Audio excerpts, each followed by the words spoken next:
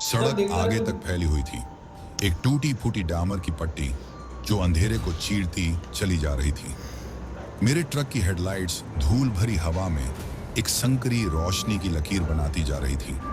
उसके आगे बस काले साए, सूखे पेड़ों के ढांचे और झाड़ियों में हल्की फुल्की हरकत। रात में सफर करना मुझे हमेशा पसंद था। कम ट्रैफिक, कम रुकावटें, लेकिन आज कुछ अजीब सा महसूस हो रहा था। मेरे बगल में इकबाल बैठा था। वह हल्की आवाज में कोई गाना गुनगुना रहा था। उसकी उंगलियां डैशबोर्ड पर एक अनियमित ताल ठोक रही थीं। 3 साल से वह मेरा खलासी था। माल लोड अनलोड करने और लंबे सफर में मुझे जगाए रखने में मदद करता था। आमतौर पर उसकी बातें सफर को आसान बना देती थीं, लेकिन आज वह भी चुप चुप सा था। हमने जयपुर की एक ट्रांसपोर्ट कंपनी से अच्छी कीमत पर एक डिलीवरी का काम लिया था। यह रास्ता नया था, एक पुराना हाईवे जिस पर सालों से ज्यादा ट्रैफिक नहीं दिखा था। इसे शॉर्टकट बताया गया था जो हमें मध्य प्रदेश की सीमा तक जल्दी पहुंचा सकता था। लेकिन जैसे जैसे रात गहराती जा रही थी, यह रास्ता और ज्यादा वीरान लगता जा रहा था। ऐसा लग रहा था मानो इस दुनिया में बस हम ही 2 लोग बचे हों। रवि भाई, इकबाल ने आखिरकार चुप्पी तोड़ी। उसकी आवाज में हल्का डर था। यह सड़क कुछ अजीब नहीं लग रही? मैंने स्टीयरिंग कसकर पकड़ लिया। हाँ, बहुत सुना है इसके बारे में। आखिरी कस्बा हमें 1 घंटे पहले पीछे छूट चुका था। उसके बाद से कुछ भी नहीं, ना कोई ढाबा, ना पेट्रोल पंप और ना ही कोई और गाड़ी। सिर्फ मेरे ट्रक का गूंजता हुआ इंजन और हवा में सरसराते सूखे पत्तों की आवाज। मैंने सीबी रेडियो उठाया और बटन दबाया। कोई ट्रक ड्राइवर इस रूट पर है? ओवर। सिर्फ स्टैटिक आवाज। मैंने फिर कोशिश की, फ्रीक्वेंसी बदलते हुए। कोई सुन रहा है? ओवर। कोई जवाब नहीं, सिर्फ सन्नाटा। इकबाल ने गहरी सांस ली। लगता है इस सड़क पर कोई नहीं चलता भाई। मैंने कुछ नहीं कहा। इस जगह की वीरानी मेरे अंदर अजीब सा डर भर रही थी। शायद यह सिर्फ मेरा वहम था या फिर इस वीरान सड़क की मायूसी थी। फिर दूर एक टिमटिमाता हुआ नियन साइन दिखा। एक ढाबा। इसे देखकर थोड़ी राहत मिली। एक जगह जहां हम रुक सकते थे, चाय पी सकते थे और इस बेचैनी को थोड़ा कम कर सकते थे। लेकिन जैसे जैसे हम करीब पहुंचे, राहत की जगह एक अलग एहसास ने ले ली, डर। साइन पर लिखा था होटल शंकर ढाबा। साइन की कुछ लाइटें बंद थीं, जिससे अक्षर अजीब से दिख रहे थे। ढाबा खुद एक छोटा अकेला खड़ा ढांचा था, जंग लगे टिन की छत और सामने एक चौड़ा बरामदा। लेकिन वहां कोई गाड़ी नहीं थी, कोई इंसान नहीं था, कोई हलचल भी नहीं। इकबाल ने असहज होते हुए कहा, भाई ये जगह सही लग रही है। मेरी भी छठी इंद्री मुझे यहाँ से दूर भागने के लिए कह रही थी। लेकिन ट्रक का फ्यूल आधे से कम था और आगे कोई पेट्रोल पंप मिलेगा या नहीं, इसकी कोई गारंटी नहीं थी। बस थोड़ी देर रुकते हैं, चाय पीते हैं, मैंने कहा। इकबाल ने अनमने से सिर हिलाया। ठीक है, पर ज्यादा देर नहीं रुकेंगे। मैंने ट्रक को ढाबे के पास कच्चे मैदान में मोड़ा। टायरों से धूल उड़ती रही। जगह सुनसान थी। बरामदे पर रखी लकड़ी की मेजें धूल से ढकी थीं। कुर्सियां उल्टी पड़ी थीं, जैसे सालों से किसी ने इनका इस्तेमाल नहीं किया हो। लेकिन फिर भी साइन चालू था। जैसे ही हम नीचे उतरे, हवा में अजीब सी ठंडक महसूस हुई। मेरी रीढ़ में एक सिहरन दौड़ गई। कुछ तो गड़बड़ थी और जल्द ही हमें एहसास होने वाला था कि ये जगह कितनी गलत थी।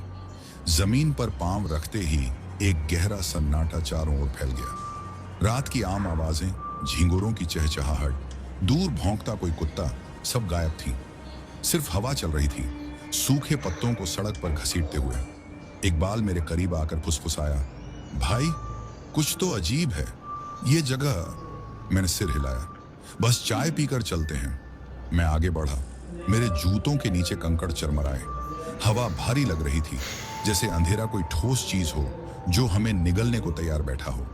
ट्रक की हेडलाइट्स ने ढाबे की दीवारों पर लंबे टेढ़े मेढ़े साए बना दिए, जिससे लकड़ी की पट्टियां मुड़ी हुई और अजीब दिखने लगी। तभी कहीं दूर से एक हल्की सी आवाज आई, एक फुसफुसाहट। मैं जम गया। मेरी सांस हलक में अटक गई। वह आवाज हल्की थी, हवा में घुली हुई, लेकिन मैंने उसे सुना था। इकबाल ने मेरा हाथ कसकर पकड़ लिया। भाई, मैंने खुद को संभाला। कुछ नहीं, हवा है। पर मुझे खुद भी यकीन नहीं था। हम बरामदे तक पहुंचे जहां एक लकड़ी का दरवाजा अध खुला था। कुंडे से जंग लगी एक जंजीर लटक रही थी, जैसे किसी ने उसे अभी अभी हटाया हो। मैंने दरवाजे को धक्का दिया और उसकी कड़कड़ाती आवाज अंधेरे में गूंज उठी। अंदर अंधेरा था, बहुत ज्यादा अंधेरा। मैंने दीवार पर हाथ फेरा और स्विच दबाया। मेरी उंगलियों को मकड़ियों के जाले छू गए। इकबाल ने खांसते हुए चेहरे से धूल झाड़ी। ट्यूबलाइट झपकते हुए जली। एक ठंडी सफेद रोशनी फैल गई जिससे पूरा कमरा उजागर हो गया। लकड़ी की पुरानी मेजें धूल से ढकी थीं। कुछ स्टील की प्लेटें और गिलास करीने से रखे थे, जैसे किसी का इंतजार कर रहे हों। हवा में सीलन और बासी तेल की गंध थी और कुछ सड़ा हुआ। इकबाल ने मेरी बाजू पकड़ ली। भाई, चाय पीने आए थे ना, पर यहां तो कोई है ही नहीं जो चाय बनाए। वह सही कह रहा था। न कोई हलचल, न कोई रसोइयां, न कोई चूल्हे की आंच। लेकिन मेजें फिर भी सजी हुई थीं। मेरे गले में सूखापन महसूस हुआ। चलो देखते हैं, कोई अंदर होगा। हम ढाबे के अंदर बढ़े। मेरे जूतों के निशान धूल में साफ दिख रहे थे। लेकिन तभी मुझे एक और खौफनाक एहसास हुआ। कमरे में हमारे अलावा और किसी के भी पैरों के निशान नहीं थे।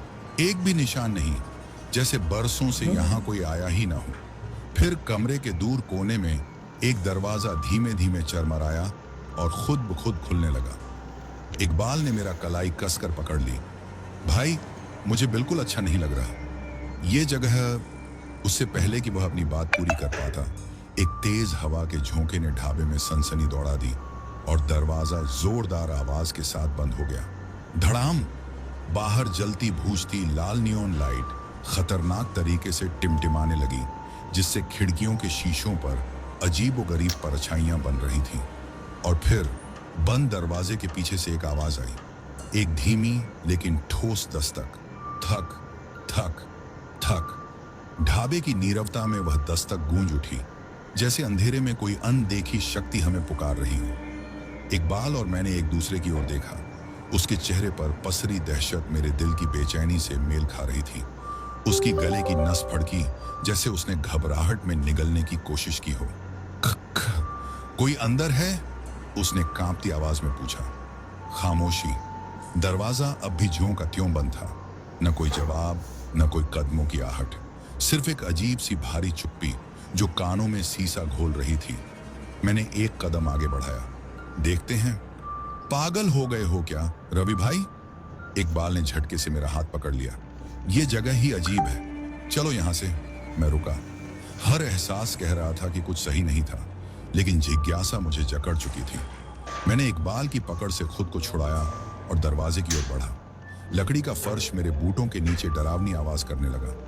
जैसे जैसे मैं दरवाजे के पास पहुंचा, हवा में अजीब सी ठंडक घुलने लगी। मेरी उंगलियां बस दरवाजे के हैंडल तक पहुंचने ही वाली थीं कि धड़ाम।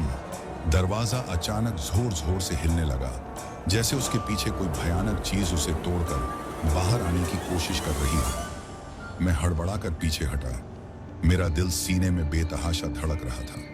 इकबाल ने दहशत में मेरी बांह पकड़ ली। भाई, ये कोई आम जगह नहीं है। उसकी आवाज कांप रही थी। उसकी पकड़ इतनी जोरदार थी कि शायद निशान पड़ जाते। मैं कुछ कहना चाहता था कि हम बेवजह डर रहे हैं, लेकिन मेरी जुबान जैसे तालू से चिपक गई थी। और फिर हमारे पीछे एक और आवाज आई, कदमों की आहट, धीमी, ठहरी हुई, ढाबे के दरवाजे से आती हुई आहट। हमने झटके से पीछे मुड़कर देखा। दरवाजे पर एक बूढ़ा आदमी खड़ा था। उसका चेहरा घने अंधेरे में डूबा हुआ था, लेकिन उसकी आकृति बिल्कुल स्थिर थी, जैसे कोई मूर्ति हो। उसने साधारण धोती और कुर्ता पहन रखा था, जिनका कपड़ा वक्त की मार से मटमैला और घिसा पिटा लग रहा था। उसकी मौजूदगी ने जैसे कमरे से हवा खींच ली हो, जैसे चारों ओर की जगह भी उसकी उपस्थिति से घबराकर सिकुड़ रही हो। इकबाल के गले से एक घुटी हुई चीख निकली।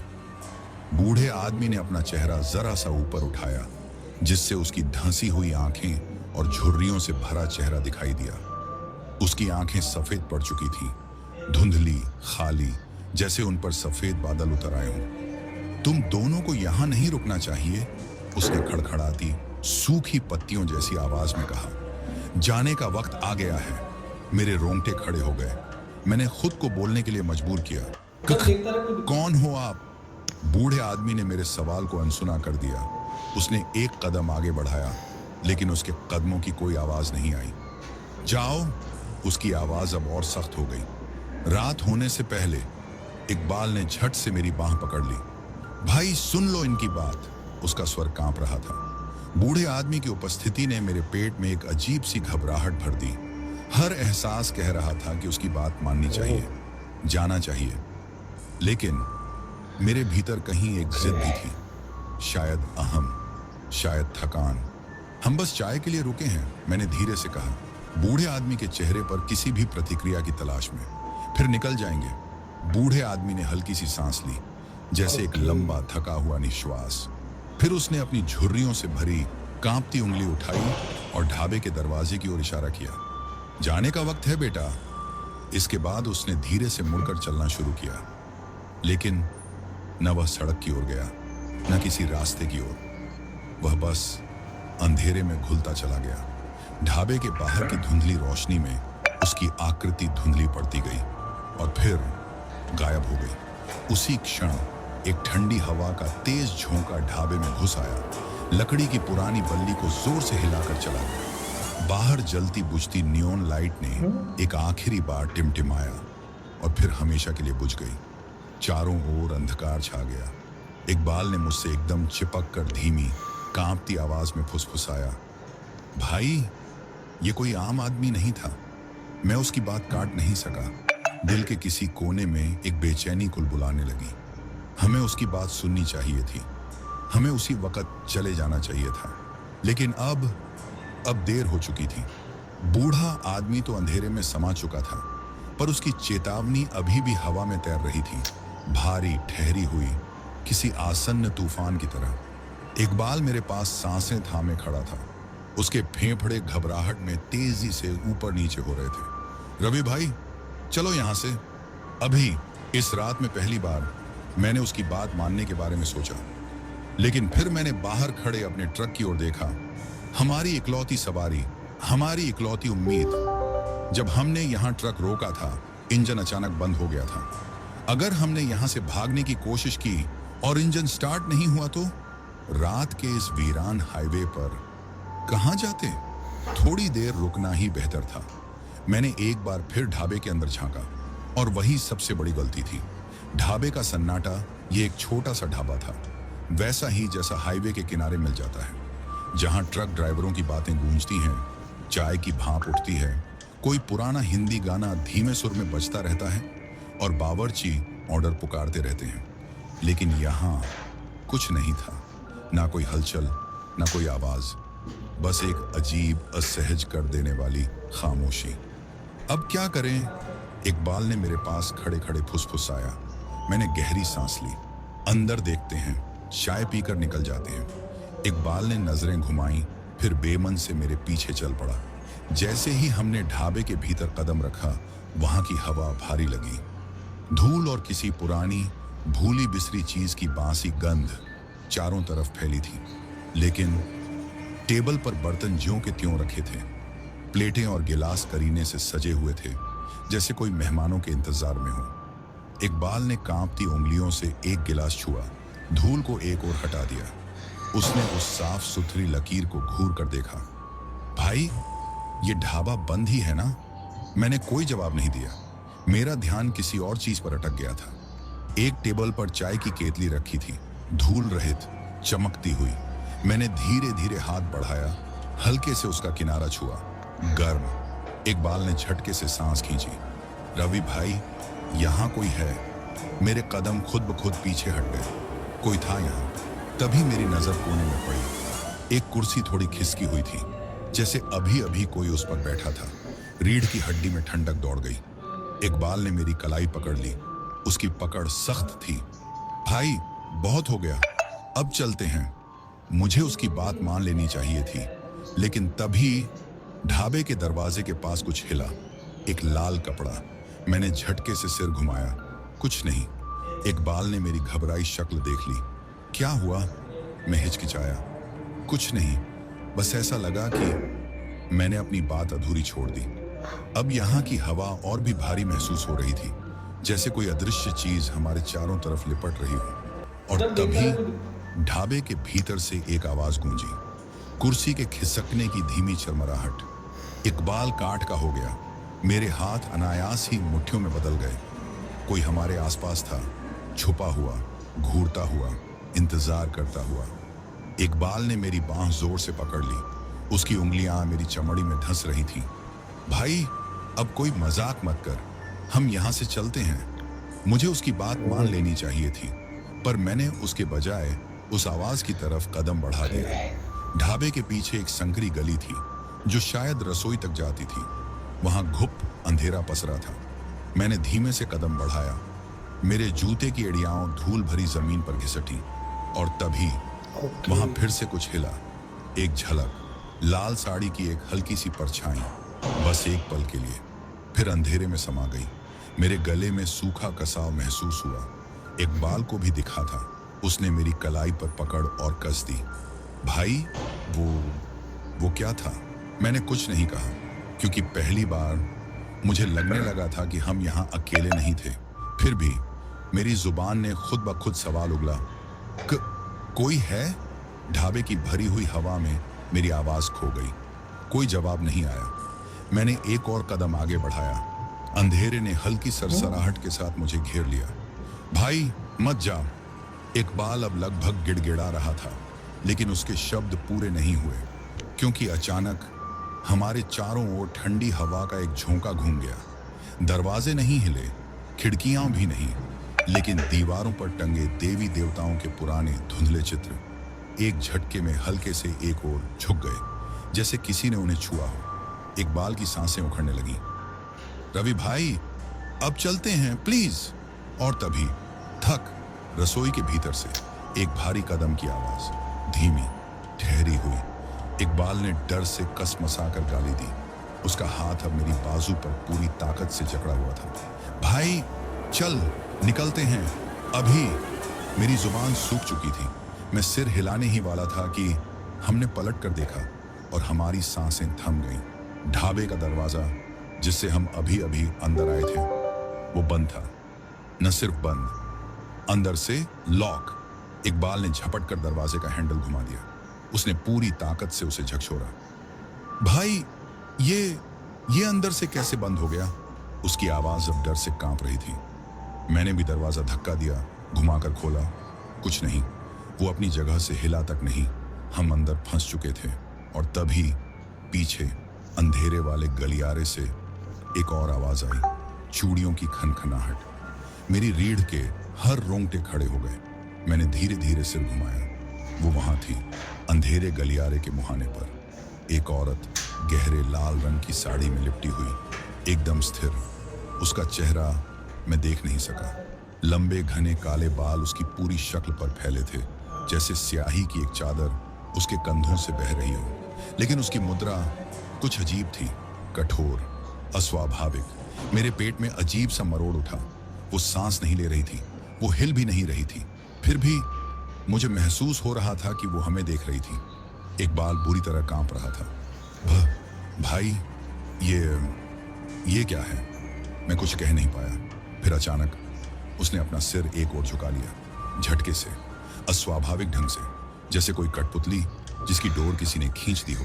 और फिर उसने एक कदम बढ़ाया।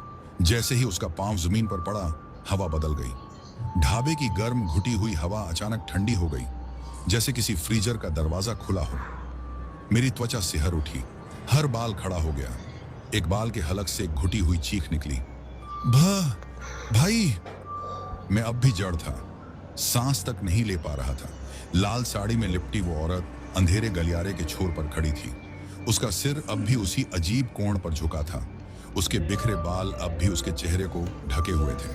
फिर उसने दूसरा कदम बढ़ाया, फिर तीसरा, फिर चौथा, धीरे, ठहराव से, बेझिझक। हर कदम के साथ फर्श की लकड़ी नहीं चरमराई, कोई आवाज नहीं हुई। और यही सबसे ज्यादा डरावना था, क्योंकि वो जमीन को छू ही नहीं रही थी। इकबाल की उंगलियां मेरी बाजू में धंस गईं। उसका पूरा शरीर कांप रहा था। भाई, भाग। और तभी दीवारों ने फुसफुसाना शुरू कर दिया। पहले धीमे, जैसे सूखी पत्तियां सरसराती हों, फिर तेज, दर्जनों आवाजें आपस में उलझती हुई, हड़बड़ी में बेताब शब्द समझ नहीं आ रहे थे। कोई जानी पहचानी भाषा नहीं थी, बस रेडियो की टूटी फूटी तरंगों जैसी अस्पष्ट आवाजें। लेकिन उन फुसफुसाहटों में एक अजीब बोझ था, भारी, भूखी, मांग करने वाली। इकबाल ने अपने कानों को जोर से ढक लिया। बंद करो, बंद करो। औरत ने चलना नहीं छोड़ा। अब वो और पास आ गई थी। मैंने झटके से एक कदम पीछे खींचा, इकबाल को भी साथ खींच लिया। मेरी पीठ लकड़ी के बंद दरवाजे से टकराई। कोई है? मेरी आवाज कांप गई। तुम क्या चाहते हो? फुसफुसाहटें थम गईं। एकदम भयानक सन्नाटा। वो औरत जहां थी वहीं रुक गई, सिर्फ कुछ ही कदम दूर, और फिर वो हिली। तेज, लाल और काले रंग की एक धुंधली परछाई हमारी ओर सरकती हुई। इकबाल की चीख निकल गई। मैंने आंखें भींच लीं, लेकिन वो गायब हो चुकी थी। बस गायब। गलियारा खाली था, दीवारें चुप थीं, हवा स्थिर थी। इकबाल हांफते हुए दरवाजे से सटा खड़ा था। उसका चेहरा बिल्कुल सफेद हो गया था, माथे पर पसीने की बूंदें चमक रही थीं। भाई, ये क्या था? मैं जवाब नहीं दे सका। अब भी गलियारे की ओर देख रहा था। दिल की धड़कन कानों में गूंज रही थी। वो चली गई थी, लेकिन वो एहसास कि कोई हमें देख रहा है अब भी वहीं था। ढाबा अब भी जिंदा लग रहा था, सांस लेता हुआ। और तभी एक नई आवाज, हल्की, गीली, चबाने की आवाज रसोई के अंदर से आ रही थी। चबाने की आवाज साफ सुनाई दे रही थी, गीली, धीमी, जानबूझकर की जा रही। कोई या कुछ खा रहा था। इकबाल और मैं जडीएच हो गए, रसोई के दरवाजे की ओर घूरते हुए। दरवाजा घने अंधेरे में डूबा था, जैसे किसी गहरी खाई का मुहाना। लेकिन आवाज भीतर से आ रही थी, एक घिनौनी सड्डसदाहट, मांस पर दांतों की रगड़। इकबाल की पकड़ मेरी कलाई पर कस गई। उसकी सांसें तेज और हांफती हुई। भाई, कौन है वहां? मैंने कोई जवाब नहीं दिया, क्योंकि मेरे भीतर एक अजीब सी घुटन थी। इस सुनसान वीरान जगह पर कोई जिंदा इंसान खाना नहीं खा सकता था। कोई नहीं होना चाहिए था। लेकिन फिर भी वो आवाज जारी रही। छप छप, चबाना, निगलना। इकबाल की हल्की सिसकी निकली। भाई चलो, यहां से निकलते हैं। मैंने जोर से थूक निकला, जबरदस्ती अपने कदम आगे बढ़ाए। रसोई बस कुछ ही कदम दूर थी। मुझे देखना था, मुझे जानना था कि अंदर क्या है। थरथराते हाथों से मैंने जंग लगे दरवाजे को पकड़ा और हल्के से धक्का दिया। कड़कड़ाहट, दरवाजे की चरमराहट पूरे ढाबे में गूंज उठी, और फिर चबाने की आवाज थम गई। सन्नाटा, भारी, दम घोंटने वाला।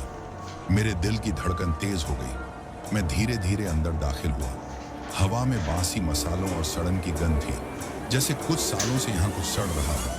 रसोई बिखरी हुई थी, जंग खाए बर्तन, टूटी हुई प्लेटें, गिरे हुए लकड़ी के शेल्फ। बीचों बीच एक पुरानी डाइनिंग टेबल रखी थी, और उस पर एक थाली सजी हुई थी, ताज़ा खाना। एक कटोरी, गर्मा गर्म दाल, साफ सुथरी, ढेर में लगी हुई नरम रोटियां, तेल में चमकती सुगंधित मटन करी। इकबाल मेरे पीछे से आया और खाने को देखकर सिहर उठा। भाई, ये कैसे हो सकता है? ये नामुमकिन था। ये ढाबा सालों से वीरान पड़ा था। दीवारें जर्जर थीं, फर्श पर मोटी धूल जमी थी। यहाँ कोई नहीं था। फिर भी ये खाना अभी अभी बना हुआ लग रहा था। मेरे पेट में एक अजीब सी ठंडक भर गई। ये सही नहीं है। मेरी आवाज बमुश्किल फुसफुसाहट से ज्यादा थी। इकबाल ने होंठ चाटे। भाई, शायद कोई यहाँ रहता हो, कोई चौकीदार। मैंने उसकी बात पर जरा भी यकीन नहीं किया। मैं टेबल की ओर करीब गया, खाना घूरते हुए। तेल हल्की रोशनी में चमक रहा था। रोटियां नरम लग रही थीं, जैसे अभी तवे से उतरी हों। सब कुछ ज्यादा ही परफेक्ट था। और फिर मटन हिला, एक हल्का, अस्वाभाविक झटका, जैसे उसके अंदर कुछ सरक रहा हो। मेरे भीतर कुछ मचल गया। मैंने झटपट इकबाल का हाथ पकड़ा और उसे पीछे खींचा। कुछ मत छूना, इकबाल कांपती आवाज में बोला।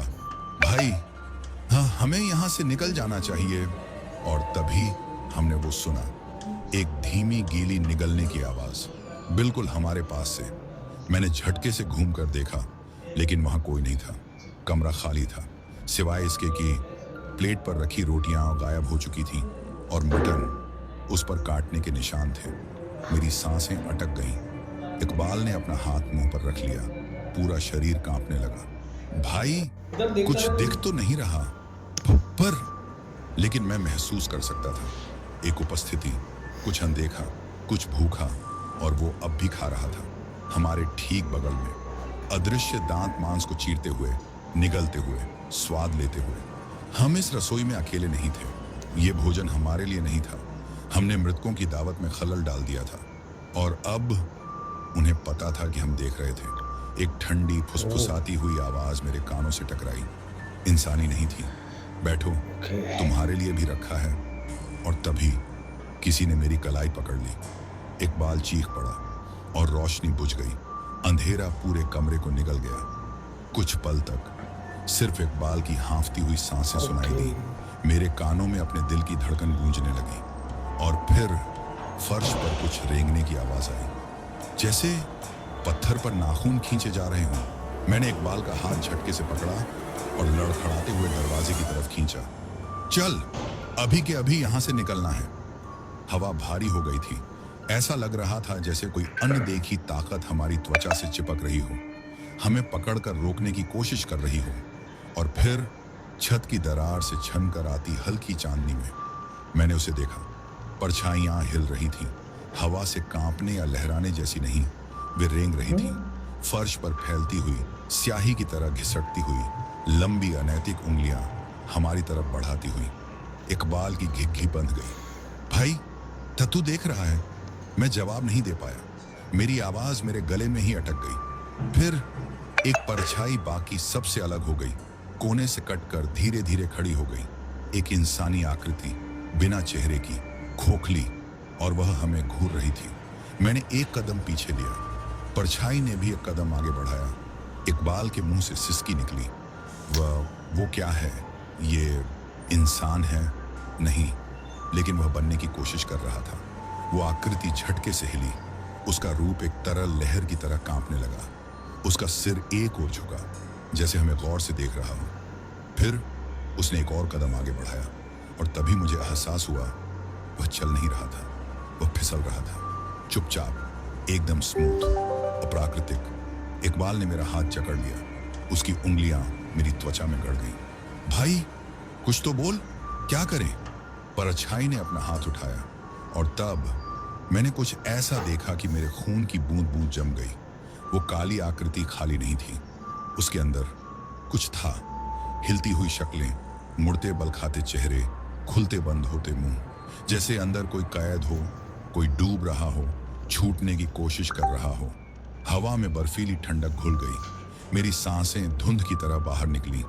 परछाई ने मेज की ओर इशारा किया, खाने की ओर, और फिर एक आवाज आई। कोई एक आवाज नहीं, बल्कि कई फुसफुसाहटों का समुंदर एक साथ बोलता हुआ। खा लो! इकबाल चीख पड़ा। मैंने उसे पकड़ा और पूरे जोर से खींचते हुए रसोई से बाहर भागा। धूल भरी जमीन पर हमारे जूतों की घसीट गूंज उठी। हम दरवाजे की ओर दौड़े। खुला था। भगवान का शुक्र था, दरवाजा खुला था। हम ढाबे के बाहर निकल आए। ठंडी रात की हवा फेफड़ों में समाने लगी। सामने ट्रक खड़ा था, ज्यों का त्यों।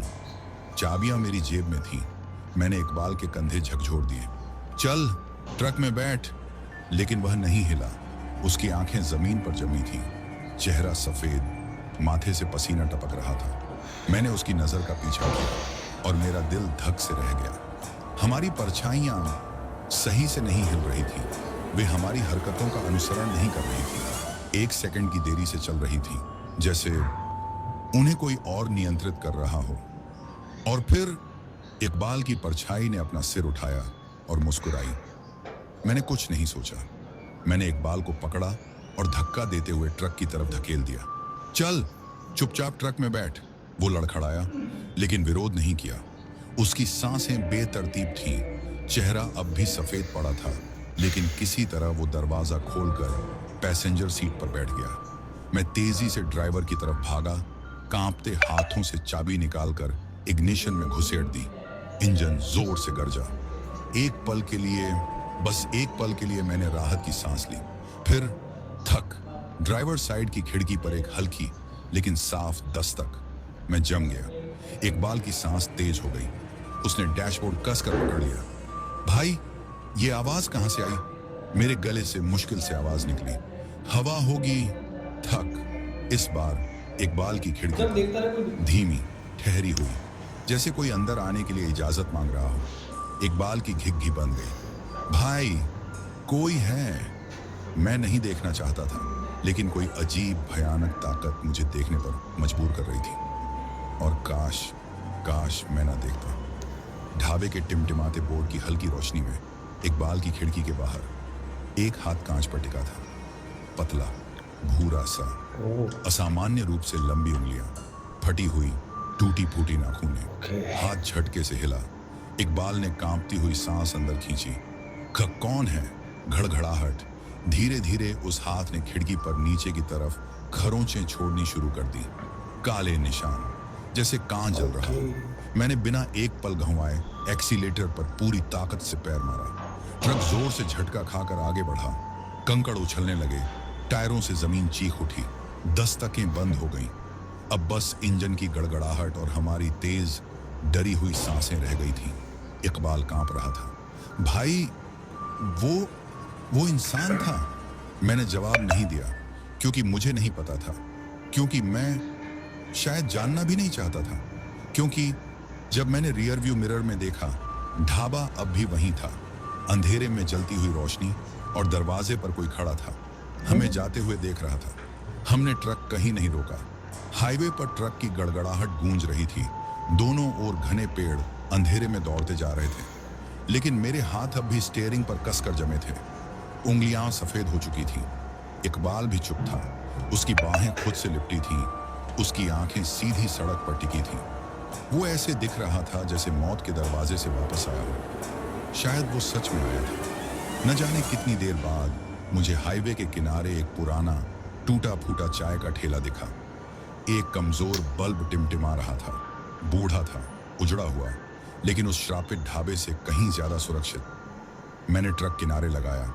इकबाल इंजन बंद होने से पहले ही बाहर कूद गया। वो घबराहट में पत्थरों पर इधर उधर चलता रहा, अपने बालों में उंगलियां फिराते हुए। ये क्या था भाई? क्या देखा हमने? मैंने भी कदम बाहर रखा, लेकिन मेरे पैर अब भी डगमगा रहे थे। मुझे नहीं पता। इकबाल ने हल्की हंसी हंसने की कोशिश की, लेकिन उसमें सिर्फ डर था। भाई, वो हाथ, वो आवाज, वो इंसान नहीं था। मैंने लंबी सांस ली, खुद को काबू में करने की कोशिश की। बस भूल जा, चल चाय पीते हैं।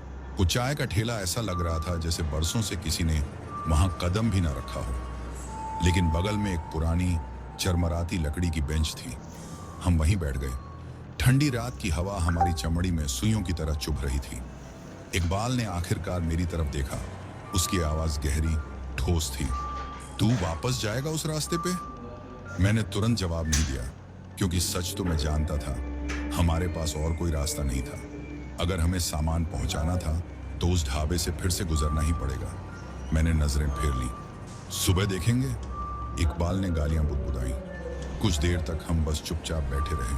चारों तरफ बस पेड़ों के हिलने की हल्की सरसराहट थी। फिर एक धीमी गुनगुनाहट। हम दोनों सख्त हो गए। आवाज चाय के ठेले के अंदर से आ रही थी। एक औरत की आवाज, धीमी, सुर में लिपटी हुई। कोई पुराना भूला बिसरा राग, लेकिन ठेला खाली था। इकबाल की उंगलियां मेरे बाजू में गड़ गईं। भाई, यहां भी कुछ गड़बड़ है। गुनगुनाहट बंद हो गई। सन्नाटा। और फिर टप, कोई गीली चीज मेरी हथेली पर गिरी। इकबाल ने झटके से सांस अंदर खींची। उसका मुंह खोला, लेकिन आवाज नहीं निकली। डर से कांपते हुए मैंने धीरे धीरे ऊपर देखा, और मेरे अंदर बर्फ की ठंडक दौड़ गई। छप्पर से लटका हुआ था एक कटा फटा सड़ा गला हाथ। वही हाथ जो हमने ट्रक की खिड़की पर देखा था, और उसके नीचे दीवार पर किसी गहरे चिपचिपे तरल से लिखा था, तुमने गलती की। मैं लड़खड़ा कर पीछे हटा। मेरी सांसें गले में अटक गईं। इकबाल जड़ हो गया था। उसकी आंखें उस कटे हुए हाथ पर अटक गई थीं, जो धीरे धीरे हवा में झूल रहा था। उसके होंठ हिले, लेकिन आवाज नहीं निकली। दीवार पर वो मोटे काले अक्षर अब भी चमक रहे थे। तुमने गलती की। मैंने उसका कलाई पकड़ी। चल यहाँ से। वो विरोध नहीं कर सका। हम दौड़कर ट्रक की तरफ भागे। मेरा दिल सीने में हथौड़े की तरह बज रहा था। कांपते हाथों से मैंने दरवाजा खोला, इकबाल को अंदर धक्का दिया। रात अजीब तरह से खामोश थी। हवा थम चुकी थी। पेड़ भी अजीब तरह से स्थिर खड़े थे, जैसे पूरी दुनिया सांस रोके बैठी हो। मैंने खुद को ड्राइवर सीट पर पटका और चाबी इग्निशन में घुसेड़ दी। इंजन जोर से गरजा। मैंने कुछ नहीं सोचा, कोई देरी नहीं की, बस हाईवे पर पूरी रफ्तार से ट्रक दौड़ा दिया। काफी देर तक हम दोनों खामोश रहे। इकबाल पैसेंजर सीट पर सिकुड़ कर बैठ गया था, अपने बाजुओं में खुद को लपेटे, सीधा सड़क की तरफ घूरते हुए। मैंने स्टीयरिंग इतनी कसकर पकड़ा था कि मेरी उंगलियां सफेद पड़ गई थी। सब कुछ गलत हो रहा था। ढाबा, वो हाथ, दीवार पर लिखा वो पैगाम, और अब ट्रक के अंदर पसरा ये डरावना सन्नाटा। मेरे पेट में अजीब सा मरोड़ उठा। मैंने धीरे से रियर व्यू मिरर में झांका और मेरे हाथों में ठंडक दौड़ गई। ट्रक के पीछे कोई बैठा था, एक आदमी। मैं उसका चेहरा नहीं देख सका, बस एक परछाई, चौड़े कंधे, सिर हल्का झुका हुआ, जैसे हमें देख रहा हो। मेरा दिल जोर से धड़कने लगा। इकबाल, मैंने फुसफुसाया। मेरी आवाज मुश्किल से सुनाई दे रही थी। वो नहीं हिला। क्या मेरा गला सूख चुका था? पीछे मत देख। उसका पूरा शरीर अकड़ गया। उसने पूछा नहीं, बहस नहीं की, बस सामने देखता रहा, तेजी से सांस लेते हुए। मैंने अपनी नजरें सड़क पर टिका दी, पलक तक नहीं झपकाई, लेकिन शीशे में वो आदमी आगे झुका। एक ठंडी सिहरन मेरी रीढ़ में दौड़ गई। मैंने एक्सीलेटर और जोर से दबा दिया। ट्रक हिल गया, इंजन का राह उठा। इकबाल कुछ बड़बड़ा रहा था, शायद कोई दुआ। वो आदमी और करीब आया। अब मैं उसे साफ देख सकता था। उसका चेहरा, या यूं कहूं चेहरे की गैर मौजूदगी। उसकी खाल जली हुई थी, काली भूरी, जैसे किसी ने उसे आग में झोंक दिया हो। उसके होंठ छलकर गायब हो चुके थे, सिर्फ उसके दांत दिख रहे थे, एक भयानक पिघली हुई मुस्कान में। और उसकी आंखें खाली, काली, गहरी, जैसे कोई अंतहीन खाई। इकबाल सिसक उठा। शायद उसने भी वही एहसास कर लिया था। हमारे साथ कुछ ऐसा था जो इंसानी नहीं था। मेरे हाथ स्टीयरिंग पर कांप रहे थे और फिर उसने मुंह खोला। एक गहरी गूंजती हुई आवाज, रवि। ट्रक झटके से हिला। स्टीयरिंग मेरे हाथों में मुड़ने लगा। हम नियंत्रण खो रहे थे। इकबाल चीखा, भाई संभाल! लेकिन मैं नहीं कर सका, क्योंकि शीशे में वो आदमी अब हमारे ठीक पीछे था। उसके जले हुए हाथ मेरी गर्दन की तरफ बढ़ रहे थे। ट्रक हाईवे से उतर गया। टायर बजरी पर फिसले। मैंने पूरी ताकत से स्टीयरिंग मोड़ने की कोशिश की, फिर धड़ाम! ट्रक झटके से थम गया। पूरा वाहन हिल गया। धातु के टकराने की डरावनी आवाज गूंज उठी। हेडलाइट झपकने लगी। सड़क गायब हो चुकी थी। इकबाल हाँफ रहा था। भाई! मैंने जवाब नहीं दिया। मेरा दिल जोरों से धड़क रहा था। डरते डरते मैंने शीशे में झांका। वो आदमी गायब था। मैंने मुश्किल से निगलते हुए पूछा, तू ठीक है? इकबाल ने बहुत जल्दी सिर हिलाया। भाई, ये सब क्या हो रहा है? मेरे पास कोई जवाब नहीं था। ट्रक रुका हुआ था, बस इंजन की धीमी घरघराहट सुनाई दे रही थी, लेकिन सड़क वो अब वहां नहीं थी। हम चारों ओर घने कोहरे से घिरे हुए थे। मोटी धुंधली धुआंसी चादर हमें निगल रही थी। मैंने स्टीयरिंग कसकर पकड़ लिया। हमें वापस जाना था। मैंने गियर बदला, एक्सीलेटर दबाया। ट्रक नहीं हिला। फिर कोशिश की, कुछ नहीं। एक ठंडा एहसास मेरी हड्डियों में उतर गया। हम फंस चुके थे। इकबाल ने खिड़की से बाहर झांका। भाई, वो देखो! मैंने उसकी नजर का पीछा किया और मेरा दिल धक से रह गया। वो ढाबा हमारे ठीक सामने खड़ा था, लेकिन सबसे डरावनी बात यह नहीं थी, दरवाजे गायब थे। कोई प्रवेश द्वार नहीं, कोई खिड़की नहीं, बस ठोस दीवारें। जैसे वो ढाबा कभी एक इमारत था ही नहीं, जैसे वो एक कब्र थी और हम पहले ही उसके अंदर थे। मेरे हाथ कांप रहे थे। मैंने कांपते हुए अपना फोन निकाला, समय देखने की बेताब कोशिश की। 11:59 रात के समय। एक ठंडी लहर मेरी रीढ़ में दौड़ गई। मैंने स्क्रीन रिफ्रेश की। 11:59 रात। मैंने पलकें झपकाई। मेरी सांस अटक गई। इकबाल ने मेरा बाजू कसकर पकड़ लिया। भाई! उसकी आवाज कांप रही थी, उसकी उंगलियां बर्फ जैसी ठंडी। टाइम चल क्यों नहीं रहा? मैंने ट्रक के डैशबोर्ड पर घड़ी की ओर देखा। 11:59 रात के समय। सीबी रेडियो बंद पड़ा था। इंजन चल रहा था, लेकिन हम हिल भी नहीं रहे थे। सड़क गायब हो चुकी थी। ढाबा हमारे सामने बिना दरवाजों और खिड़कियों के खड़ा था, एक मूक शिकारी की तरह। कुछ भयंकर रूप से गलत था। इकबाल कांप रहा था। भाई, ये कोई बुरा सपना है ना? उसकी आवाज फट गई। हम बस सो गए होंगे ना। लेकिन ये कोई सपना नहीं था। हवा भारी लग रही थी, जैसे हम किसी अनजाने अलौकिक चीज में डूब रहे हों। बाहर का कोहरा धीमे, अजीबोगरीब तरीके से घूम रहा था। ये कोहरा नहीं था, ये कुछ था जो हमें देख रहा था। इकबाल सिसक उठा। भाई, कुछ बोलना। मैंने होंठ गीले किए। फोन देख अपना। उसने कांपते हाथों से जेब टटोल कर फोन निकाला। फिर उसकी सांस तेज हो गई। मैंने भी देख लिया।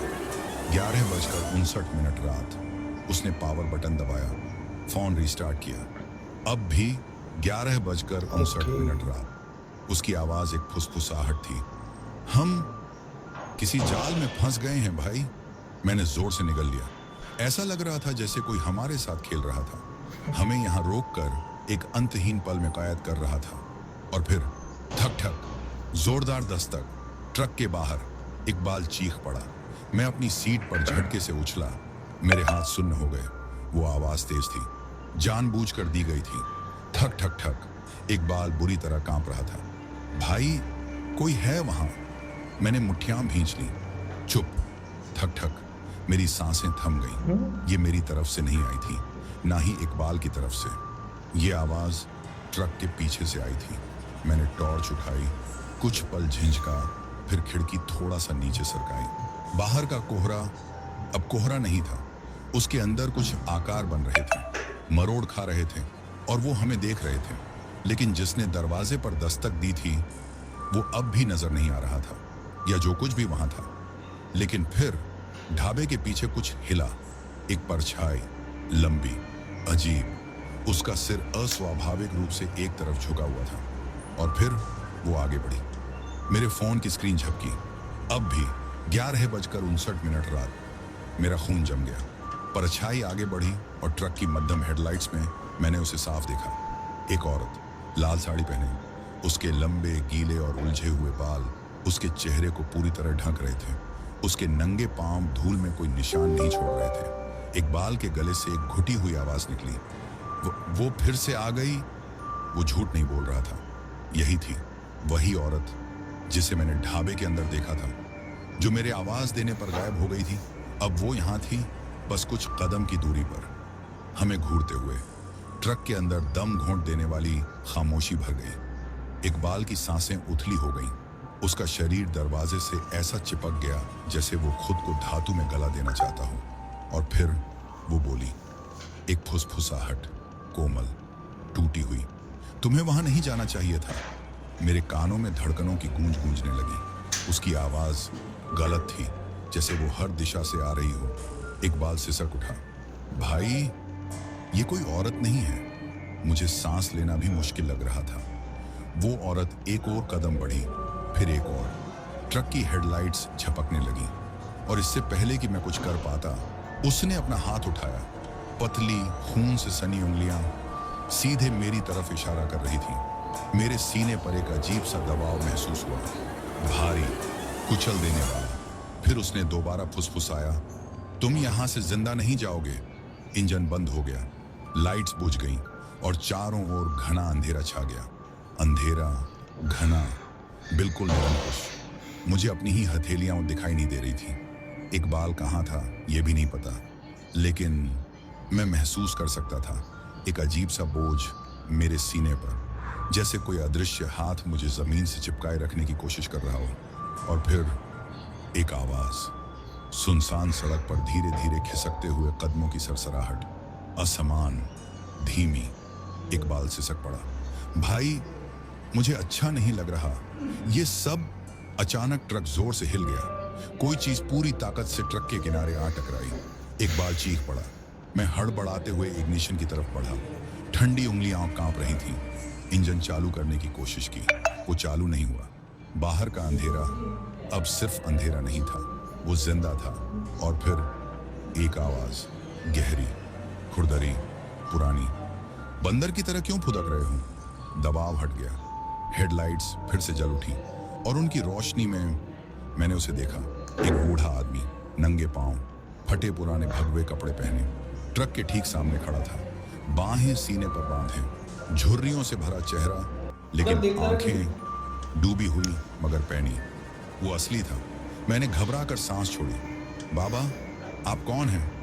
बूढ़े ने जमीन पर थूका। तुम लोग बेवकूफ हो। उसकी आवाज भारी थी। जो यहाँ रुकता है वो या तो मूर्ख होता है या मरने का इच्छुक। इकबाल कांप उठा। बाबा, ये जगह, ये क्या है? बूढ़े ने तुरंत जवाब नहीं दिया। पीठ से एक झंग लगा, त्रिशूल निकाला और जमीन में गाड़ दिया। फिर उसने लंबी सांस ली और बोलना शुरू किया। ये ढाबा श्रापित है। एक ठंडी सिहरन मेरी रीढ़ में उतर गई। बहुत पुरानी कहानी है, बाबा बोले। उनकी आवाज सूखी पत्तियों की चरमराहट जैसी थी। इतनी पुरानी कि इस रात को शुरू हुए कितने साल बीत गए कोई नहीं जानता। मैंने इकबाल की तरफ देखा। उसकी आंखों में वही डर था जो मेरी नसों में दौड़ रहा था। बूढ़े ने अपना त्रिशूल पकड़ा और हमारी आंखों में झांका। तुम लोग जानना चाहते हो ये जगह क्या है? उसने एक गहरी सांस ली। तो सुनो। और फिर उसने हमें बताया शंकर की कहानी, उस आदमी की जो राक्षस बन गया। सालों पहले बाबा की आवाज धीमी मगर तीखी थी। ये सिर्फ एक आम ढाबा था, शंकर का ढाबा, एक मशहूर बावर्ची का घर। मैं और इकबाल जड़वत हो गए। शंकर एक शैतानी इंसान था, बाबा ने कहा। एक ऐसा आदमी जो सिर्फ एक चीज का भूखा था, मांस। मेरा माथा सिकुड़ गया। मटन या चिकन? बाबा की आंखें ठंडी हो गई। नहीं बेटा, इंसानी मांस। इकबाल का मुंह खुला का खुला रह गया। मेरे पेट में मिचली सी उठी। बाबा ने आगे कहना जारी रखा। राहगीर आते, ट्रक ड्राइवर रुकते और फिर गायब हो जाते। एक डरावनी सच्चाई मेरे अंदर समा गई। शंकर उन्हें शिकार बनाता, उनके मांस को अपने खाने में मिलाता और अपने मेहमानों को परोसता। इकबाल को जैसे उबकाई आ गई।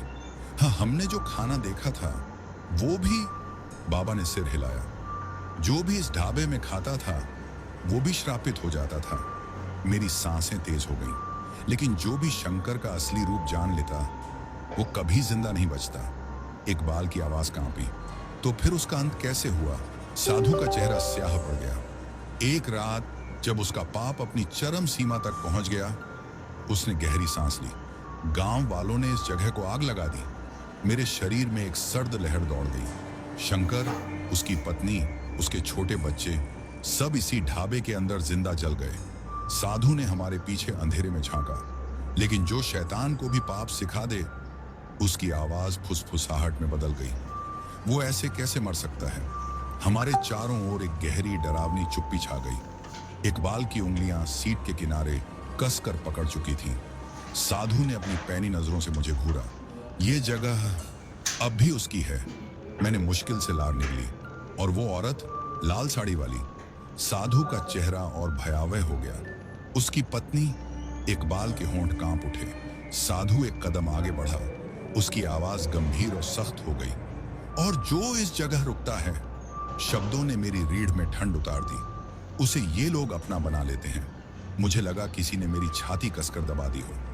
इकबाल की आवाज कांपी। हम यहां से जा रहे हैं बाबा। साधु ने सूखी हंसी हंसी। जाओ। मेरे दिल में राहत की हल्की लहर दौड़ी। मैंने फौरन चाबी घुमाई। इंजन गरज उठा। इकबाल ने लगभग रोते हुए लंबी सांस ली। लेकिन साधु के अगले शब्दों ने हमें जड़ कर दिया। लेकिन बेटा, मैंने धीरे धीरे उसकी तरफ देखा। हेडलाइट की झिलमिलाती रोशनी में उसका चेहरा अंधेरे में छिप गया था। तुम निकल नहीं पाओगे। हवा ठहर गई। इकबाल की उंगलियां मेरी बाह में धंस गईं। मैंने जबड़े भींच लिए। देखते हैं बाबा। मैंने गाड़ी गियर में डाली, एक्सीलरेटर दबाया और हम अंधेरे में दौड़ पड़े। लेकिन जैसे ही ढाबा हमारी आंखों से ओझल हुआ, मेरे पेट में एक अजीब सा भय उमड़ने लगा। और फिर ट्रक जोर से झटका खाकर हिल गया। इकबाल चीख पड़ा और रियर व्यू मिरर में मैंने देखा हमारे पीछे की सड़क गायब हो चुकी थी। हम राख और हड्डियों के एक विशाल मैदान पर दौड़ रहे थे और दूर कहीं वो ढाबा अब भी वहीं खड़ा था, हमारा इंतजार कर रहा था। मैंने झटके से ब्रेक दबा दिया। ट्रक तीखी चीख के साथ रुक गया। इकबाल हाँफ रहा था, उसकी उंगलियां मेरी बाजू में धंस गईं। भाई ये कैसे हो सकता है? उसकी आवाज कांप रही थी। मेरे पास कोई जवाब नहीं था, क्योंकि मेरा खुद का दिल इतनी तेजी से धड़क रहा था कि लगता था अभी पसलियों से बाहर निकल आएगा। मैंने धीरे धीरे अपना सिर घुमाया और सामने देखा। वो ढाबा अब भी वहीं, अब भी खड़ा, अब भी इंतजार में। मेरा दिमाग मानने को तैयार नहीं था कि जो आंखें देख रही थीं वो सच था। हम अभी अभी यहां से निकले थे, मैंने बुदबुदाया। इकबाल ने सिर हिलाया, उसकी सांस उखड़ी हुई थी। नहीं भाई, ये कोई मजाक नहीं है। ये, उसने मुश्किल से लार निकली। हम यहाँ फंस चुके हैं। मेरी हड्डियों तक ठंड उतर आई। मैंने दांत भींचे। नहीं, मैंने ये मानने से इनकार कर दिया। मैंने गाड़ी रिवर्स में डाली, एक्सीलरेटर दबाया, इंजन गुर्राया और ट्रक पीछे की ओर झटका खाकर लपका। एक पल के लिए मुझे उम्मीद महसूस हुई, लेकिन फिर एक जोरदार धमाका। ट्रक जोर से झटका खाकर कांप उठा और फिर इंजन बंद हो गया। हेडलाइट्स एक बार टिमटिमाई और फिर पूरी तरह अंधेरा छा गया। इकबाल चीख पड़ा, भाई क्या हो रहा है? मैंने घबराकर चाबी घुमाई, कुछ नहीं। फिर कोशिश की, कुछ नहीं। हवा भारी होने लगी। ऐसा लगा जैसे कुछ हमें कुचलने के लिए नीचे दबा रहा हो। और तभी थक थक, बिल्कुल मेरी खिड़की के बाहर मेरे खून की धाराएं जम गईं। मैंने धीरे धीरे सिर घुमाया।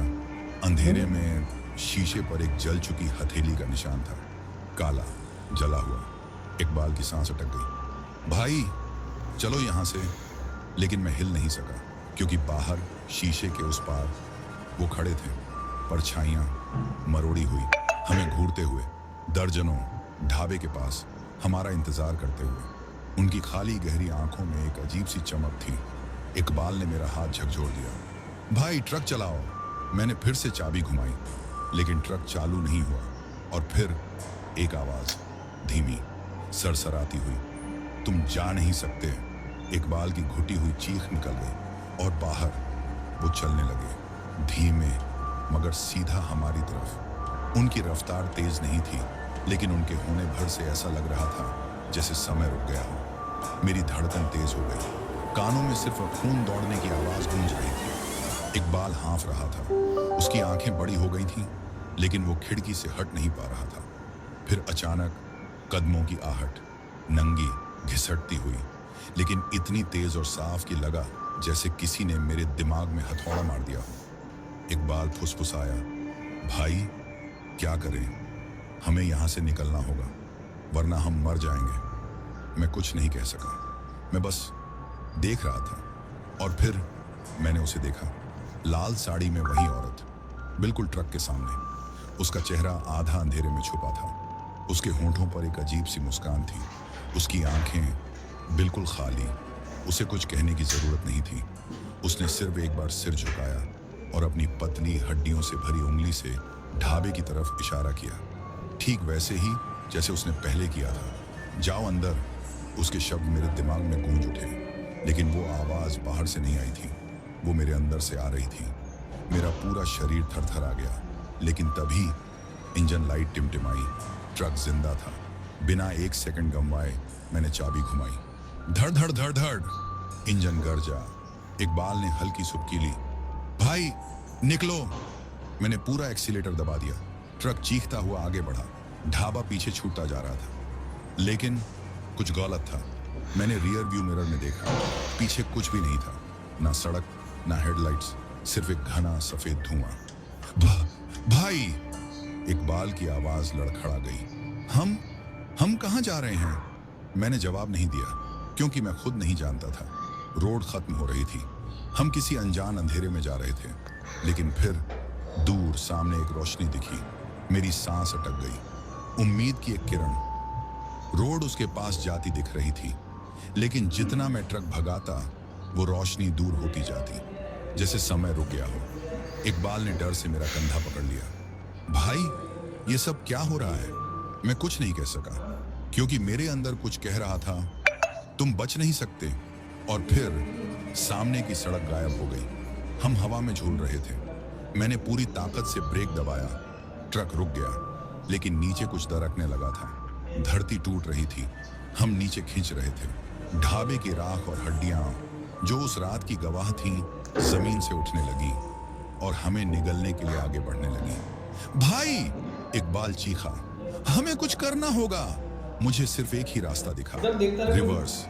मैंने ट्रक को पीछे डालकर एक्सीलेटर दबा दिया। ट्रक उल्टा भागा, गड्ढे, टूटी सड़क सब पार करता हुआ। लेकिन फिर हम वापस वहीं थे, ढाबे के सामने। मैं नहीं जानता कि ये कैसे हुआ, लेकिन जैसे ही मैंने उस टूटी फूटी टिमटिमाती रोशनी को देखा, मुझे समझ आ गया, हम फंस चुके थे। नहीं, मैंने खुद से कहा, हम फिर यहीं कैसे आ गए? लेकिन ढाबा वैसा ही था जैसे पहले था, और दरवाजे पर वही बूढ़ा खड़ा था। इस बार वो कुछ नहीं बोला, लेकिन उसकी आवाज मेरे अंदर गूंज उठी। अब बहुत देर हो चुकी है। ट्रक जोरदार आवाज के साथ ढाबे के दरवाजे पर आकर रुक गया। मुझे कुछ समझने का मौका भी नहीं मिला कि मैंने उन्हें देख लिया। वे आत्माएं, वे ढाबे की मध्यम रोशनी में पड़ी मेजों पर चुपचाप बैठे थे, बिल्कुल स्थिर, बिना किसी हरकत के। उनकी निगाहें मुझ पर जमी थीं।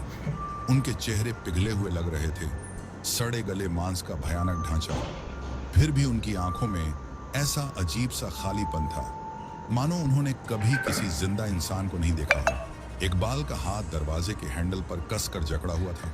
उसकी उंगलियां सफेद पड़ चुकी थीं, लेकिन न तो वह हिला न मैं। हम हिल ही नहीं सकते थे। उन मृत आंखों में कुछ ऐसा था जिसने हमें जकड़ लिया था। ऐसा महसूस हो रहा था जैसे मैं उनकी गहरी शून्य सी आंखों में खींचता चला जा रहा हूं, किसी डरावने दुःस्वप्न में डूबता जा रहा हूं। मैं अपनी नजरें हटा नहीं सका। ट्रक के अंदर मौत की दुर्गंध भर गई थी, इतनी गाढ़ी कि मेरा दम घुटने लगा। हवा में घुली उस सड़ांध का स्वाद अब मेरी जीभ तक महसूस होने लगा था। भाई, हम कहाँ हैं? ये सब क्या हो रहा है? इकबाल की कांपती हुई आवाज ने मेरी जड़ता को तोड़ा। उसके शब्दों में बेताबी थी, जैसे किसी उत्तर की गुहार लगा रहा हो, पर कोई जवाब नहीं आया, न मुझसे न किसी और से। वे आत्माएं नहीं बोले, लेकिन मैं उनके भीतर छिपी भूख को महसूस कर सकता था। वो भूख जो उन्हें बरसों से खाती आ रही थी। वे सिर्फ मरे नहीं थे, वे श्रापित थे, इस श्रापित ढाबे में कैद, जहां वे जिंदा लोगों को भक्षण करने के लिए अभिशप्त थे। अब मुझे समझ आया कि यह श्राप केवल भूतकाल में हुए किसी भयावह अंत के बारे में नहीं था। यह तो एक अंतहीन चक्र था, भूख का चक्र, आत्माओं को खींच लाने वाला चक्र। एक बार इसमें फंस गए तो फिर निकलना नामुमकिन था। तभी उन आत्माओं में से एक ऐसा आदमी जिसके पास आंखें नहीं थीं, ने धीरे धीरे अपना हाथ उठाया, और उस पल मुझे अपने ही दिमाग में किसी की फुसफुसाहट सुनाई दी, बहुत जल्द तुम भी हमारे साथ होगे। मैंने इकबाल की ओर देखा।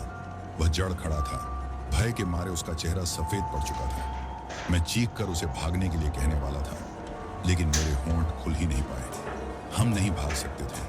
ढाबे का दरवाजा कर्र रर्र की भयानक आवाज के साथ धीरे धीरे खुलने लगा, मानो हमें अपनी सड़ी गली बाहों में समेटने के लिए बुला रहा हो। एक ठंडी लहर मेरी रीढ़ के नीचे तक दौड़ गई, और तभी जैसे कोई अदृश्य संकेत मिल गया हो, वे सभी आत्माएं धीरे धीरे अपनी जगह से उठ खड़ी हुईं।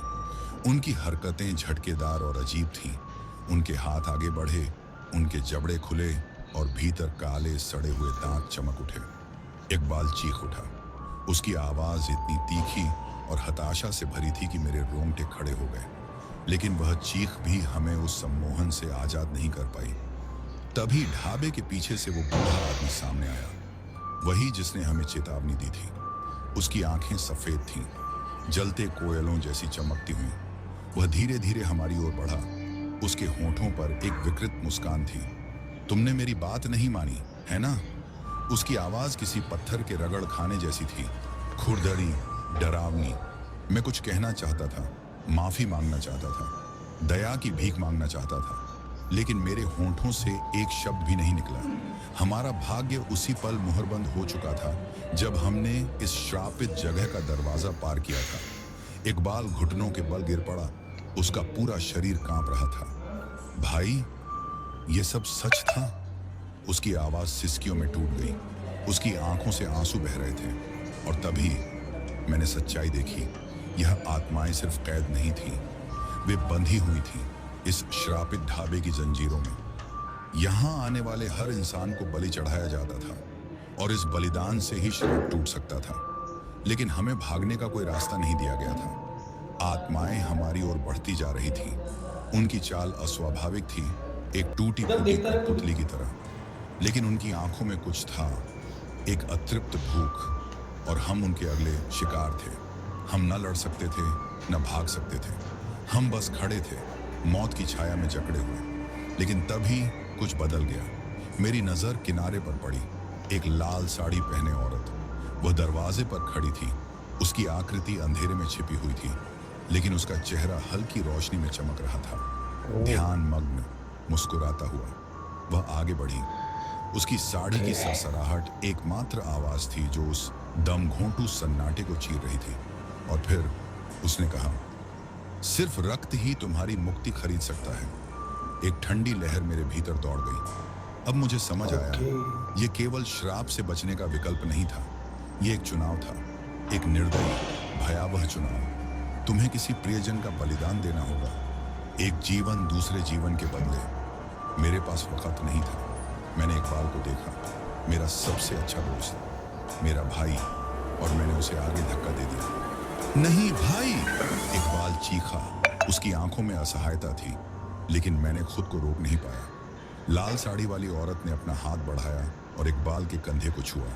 उसका स्पर्श बर्फ से भी ठंडा था। धन्यवाद, उसने फुसफुसाया। और फिर इकबाल वहां नहीं था।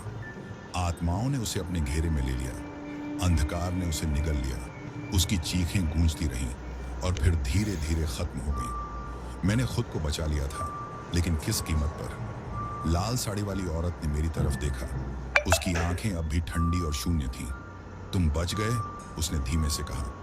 उसकी मुस्कान पहले से भी ज्यादा निर्दयी थी। लेकिन याद रखना, श्राप कभी पूरी तरह खत्म नहीं होता। मैंने पलटकर दौड़ लगा दी। ट्रक अब भी चालू था। इंजन की हल्की गड़गड़ाहट गूंज रही थी। मैंने झटके से दरवाजा बंद किया। सामने की सड़क साफ थी। अब न कोई कोहरा था, न अंधेरा। मैंने घंटों तक गाड़ी चलाई, लेकिन फिर मैंने उसे देखा। भूत बंगला ढाबा, मगर वह सड़क अब वहां नहीं थी। ढाबा गायब हो चुका था। मैं बच गया था। श्राप टूट चुका था, कम से कम मेरे लिए। पर क्या सच में? तो दोस्तों, आज की कहानी यहीं समाप्त होती है। उम्मीद है कि इस कहानी ने आपके रोंगटे खड़े कर दिए होंगे और आपको यह पसंद आई होगी। अगर आपको हमारी कहानी अच्छी लगी तो नीचे कमेंट करके जरूर बताइए।